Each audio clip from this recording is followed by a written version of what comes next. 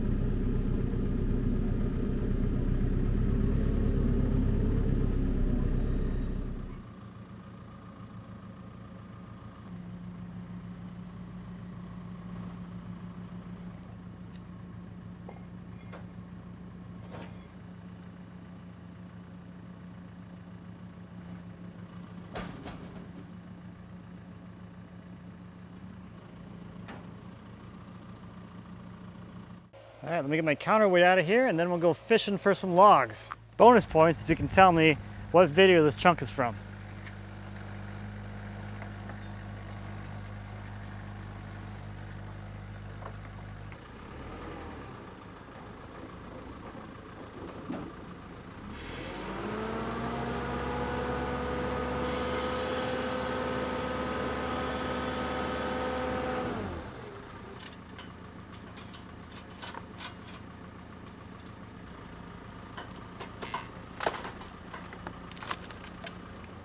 Okay, well, forks it is, I guess.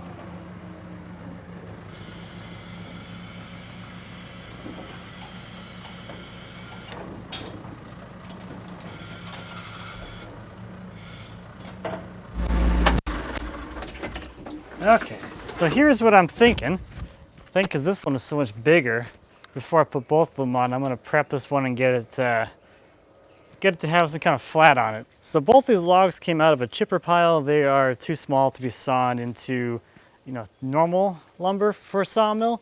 So that's the story behind these guys. They're not in like the best shape because they weren't, felled for keeping whatever. So this one's got some kind of felling crack in it all through here.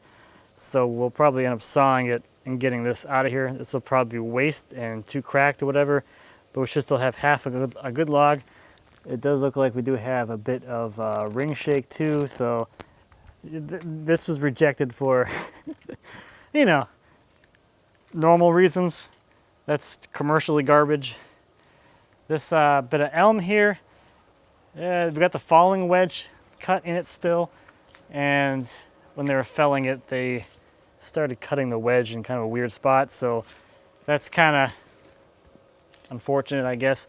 So that's also probably why this was cut off, because it's the buttress flare, and they had all this anyway, so there's probably a better log sticking out down there that was long enough for what they were trying to do. So down here at the butt, the flare there is pretty close to 4 feet. It's like 45 or so, and to preserve the length on this one, since we have the actual felling wedge cut, I'm going to roll this one 90 degrees so that we're cutting this way, and as we get down through the log, the slabs will get progressively longer until you reach the hinge. This side down here is pretty close to 36 inches in diameter, so this will probably need to come up a little bit, but I will wait to level the log until it's rolled in the orientation that I want.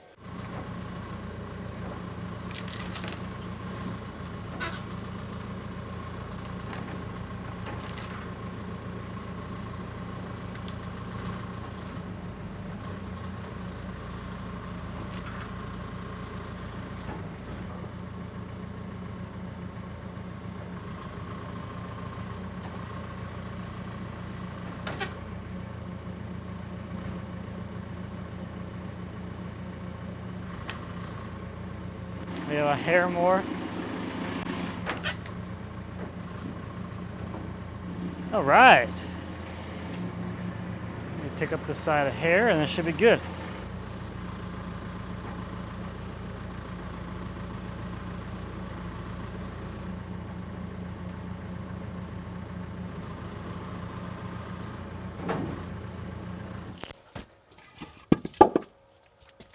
It's on there.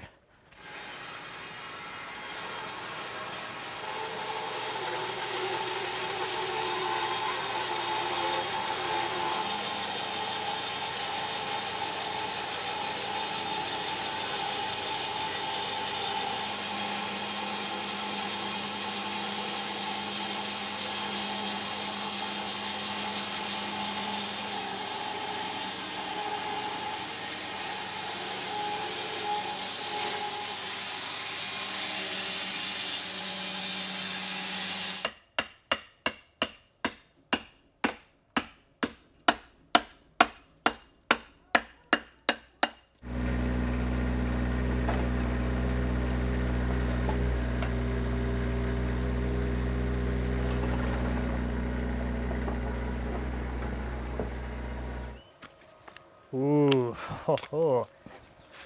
So that is unsurprisingly clear. That's the phrase. Unsurprisingly clear.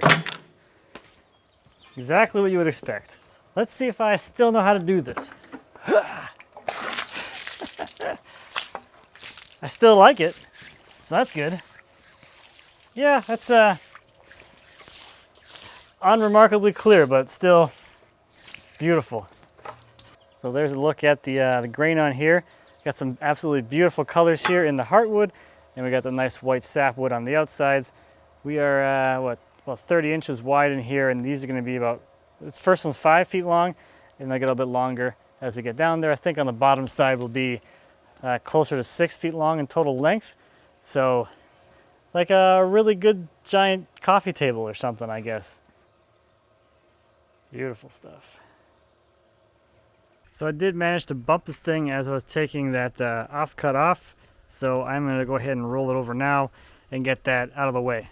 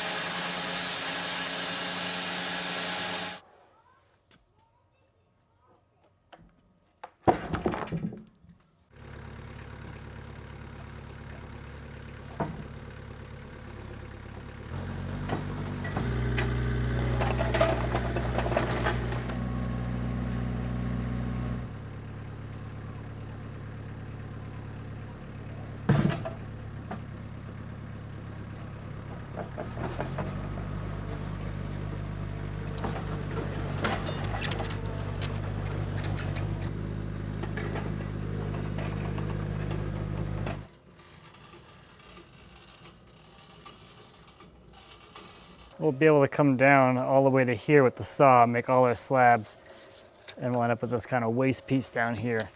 Yeah, I'm just gonna saw a bunch of slabs now.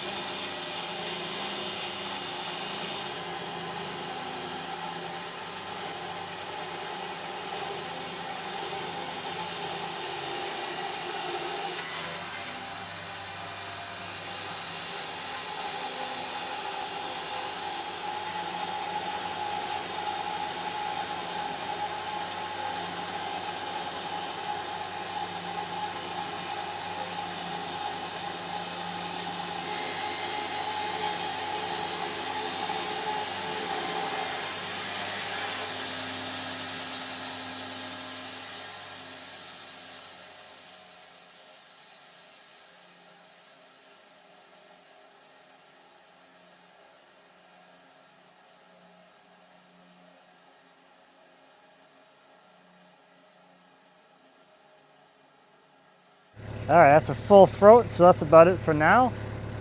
We'll take a look at some of these slabs and we'll make a few more cuts in a little bit.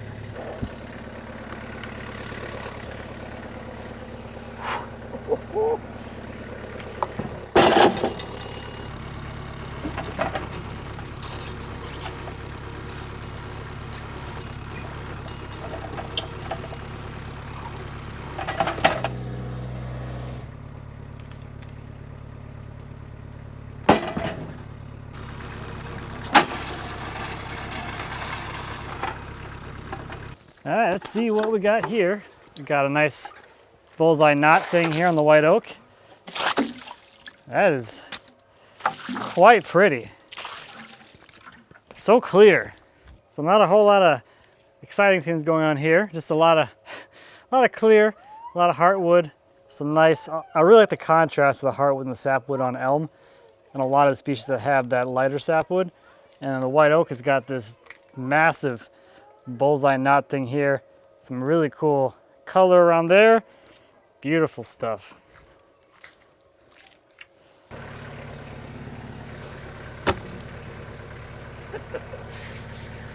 Oh, that's gorgeous. Wrong way.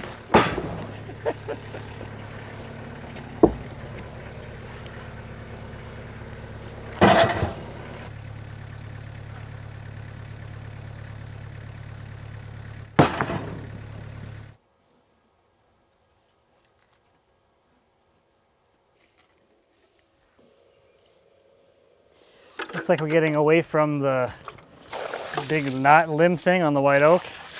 Elm looks exactly the same. Like, zero difference. I have a feeling that these are all going to look very similar, just different sizes. We're on number 3, and we're at 5'3". In the middle here, where it's kind of the narrowest, is about 25 inches. So that's a decent sized little slab. The white oak log is, I think it's 4 feet. Oh, 4'4". So a little bit shorter, but we're at the same width. The elm's gonna get quite a bit wider though.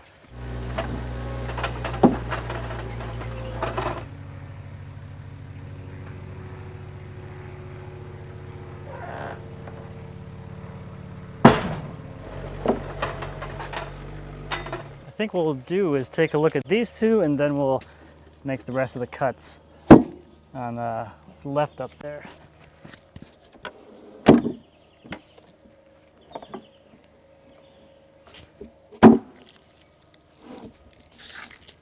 This is number 4 on the elm and 3 on the white oak.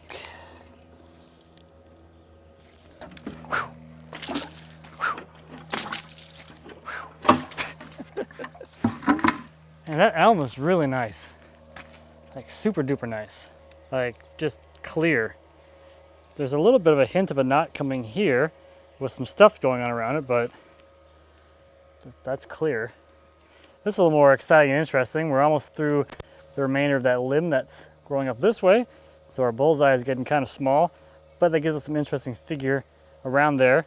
We have some rot staining here and here, so yeah. A little more fun. Fun and interesting.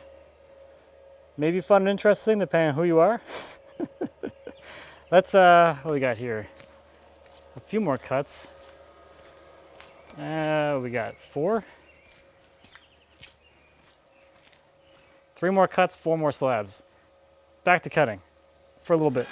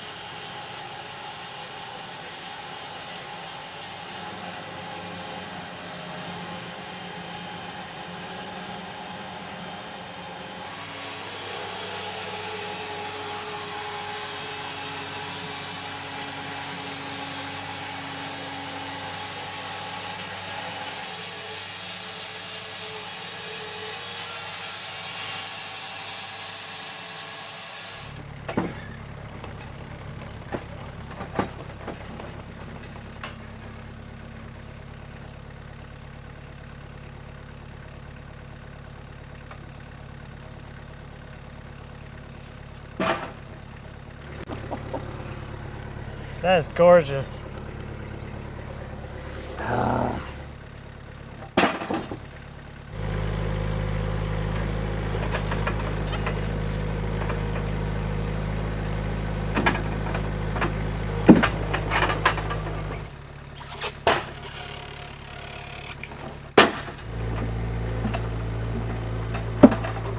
Let's see what we got going on here. It's like we're getting into some kind of like rot limb pocket thing on that white oak. This elm's getting nicer. There's some things that I like starting to show up. Things that are not just straight grain, which is exciting. Things I actually like. So here's that old limb. So it was, I guess it broke off and it had some, some rot seepage action going on there. So we got rot staining all through here. We're getting to the last little bit of that limb. Let's come up that way. And I got some pre-crotch, early crotch area down here. So this was the very base of where the crotch started to form. So this tree would have kept going this way, up in here somewhere. This guy got a little bit of a little crotch figure here, this tiny little limb there, and some swirlies and whatnot. And we got another little one down in there. Since we're getting towards the pith is kind of up in here somewhere.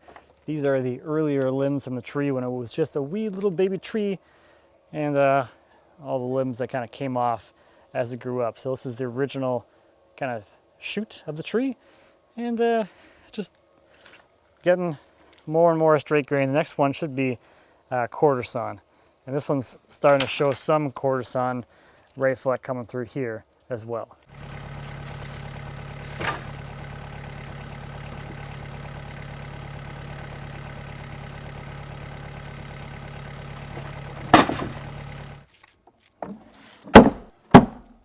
Looks like the white oak has got a lot of rot staining, but it is into the quarter sawn area, so this has got a pretty heavy amount of ray fleck.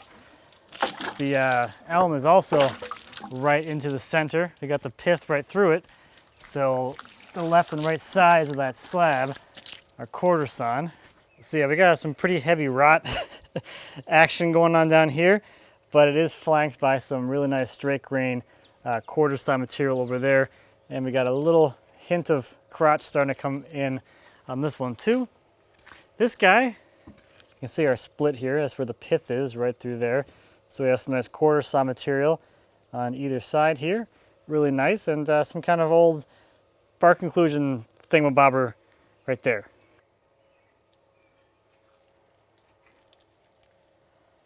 This is looking pretty cool. I'm actually, the bottom half, which I didn't think was going to be as good, might actually turn out to be like way nicer than I even imagined.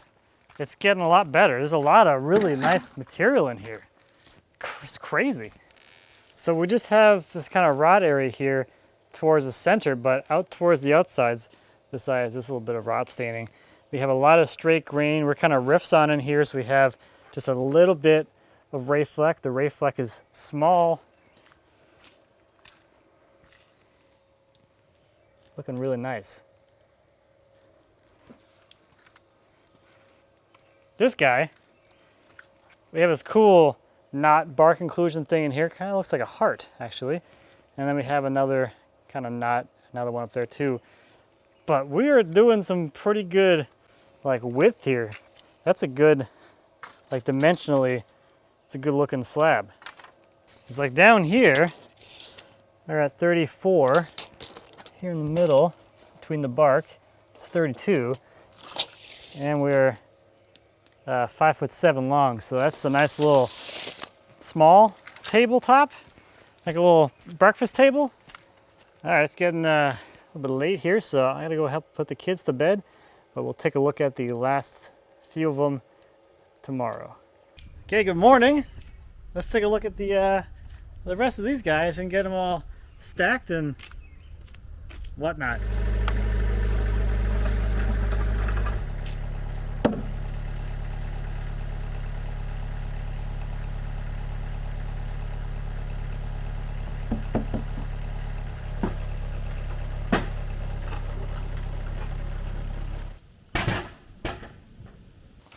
Well, we got some bird poop.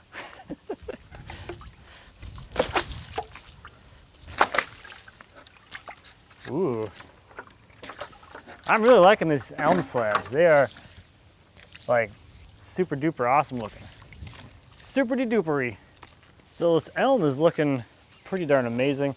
This one has this one kind of void area there, nothing too crazy, and a little bit of a structural defect here, but I like this a lot because you got a little bit of this cathedral grain in the middle. It's kind of swirly stuff, and you got the nice straight grain stuff on the outsides. So that's a good one. As we get over here to the oak, you can see all of these structural defects that we had seen earlier in the end of the log. So this has got all kinds of splits, and it's not really in the best shape, as you can see. So yeah, that's either, you know, small parts or epoxy project, but very, very cool. As like a, I guess as an epoxy slab, I really like having these cracks in here because it does give some visual interest to that. So this will look really cool, stabilized, and yeah, looking like that. Let's take a look at this guy next. That's a nice one too. This one's going to be very similar to the last one, but we lose that actual defect there. We're completely through it, and we have the just the kind of swirly grain around where that would have been, or it's further in that way.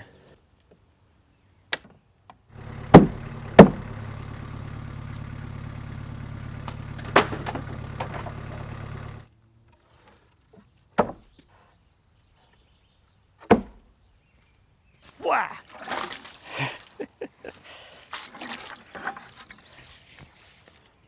This white oak is kind of cool now.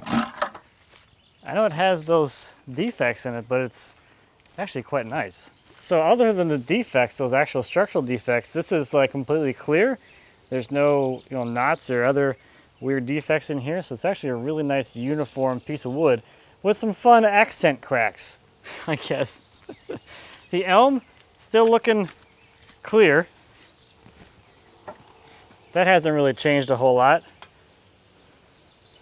All right, we got one more white oak and then two more elm. This is the last of the oak. It's the last one, number 9. Number 10, elm. That is actually still a pretty big slab. Where is my measuring my bobber? They're still 28 inches by 5 feet, so that's still a pretty good piece of wood. Not a whole lot happening here on the oak. We're getting out into the sapwood now, and I think we're through most of the structural defects. So that's where that one's at. This stuff is still, this is my favorite today. That's just a really cool piece of wood.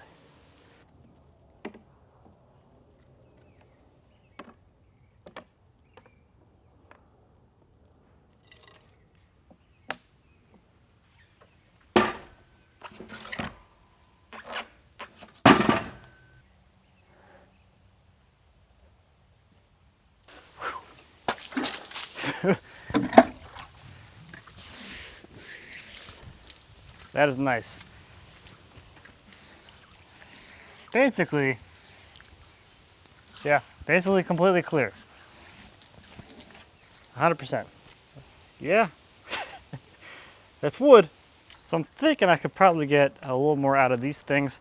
I made these cuts pretty aggressively because I wanted to make sure it had a nice flat surface. And on this this guy here, I was trying to get down to the furrows here. But there's still a lot of meat in here.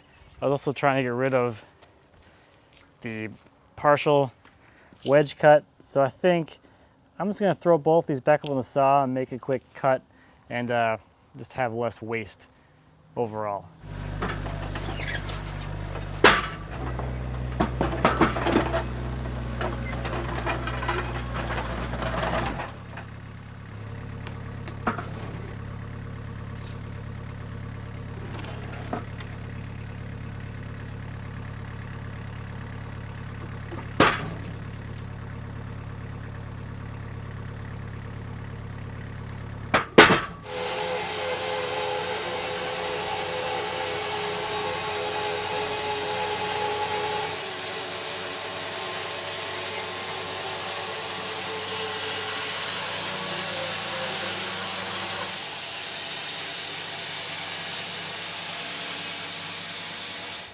So this one should have that bullseye pattern from this limb here, which you might mistake as a burl, but that's just a limb that had been removed and healed over. So yeah, we got a nice, actually that's pretty cool. It's not quite like a big old bullseye, it's like a multi-bullseye kind of thing.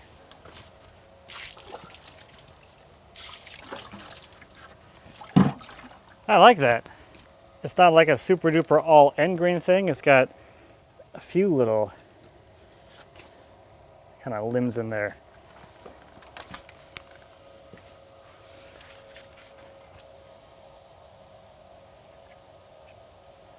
And then it's just clear the rest of the way down. Now this piece of elm is going to be the continuation of this stack here. So this will be slab number 12.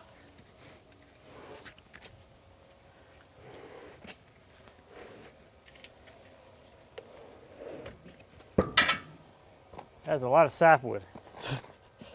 Looks cool though. All right, here we go. Bonus slab.